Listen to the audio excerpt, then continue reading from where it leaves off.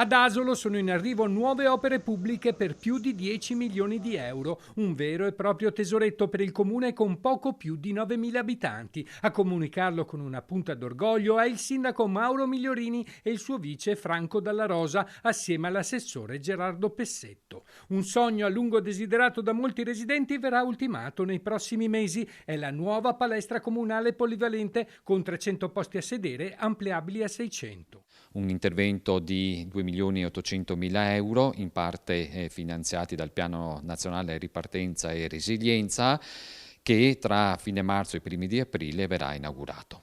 Tante le opere che si realizzeranno a partire dalla sicurezza stradale. Dalla passerella ciclopedonale tra Pagnano e Castelcucco, che verrà terminata nel giro di 15 giorni, ma sono già stati appaltati o in programma lavori quali la ciclopedonale di via Castellana, il ammodernamento della ciclabile lungo la strada provinciale 248, il collegamento ciclopedonale con Masera, tra Casella e Masera.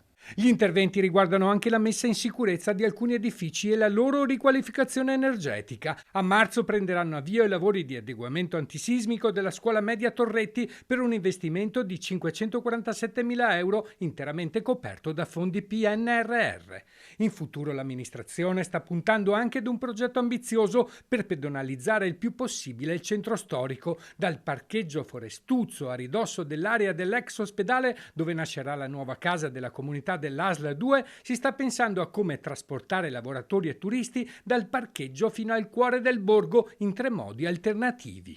Qui le opzioni sono diverse: la monorotaia, il veicolo elettrico automatico o una piccola funivia con partenza dalla futura casa della comunità e all'arrivo in pieno centro storico.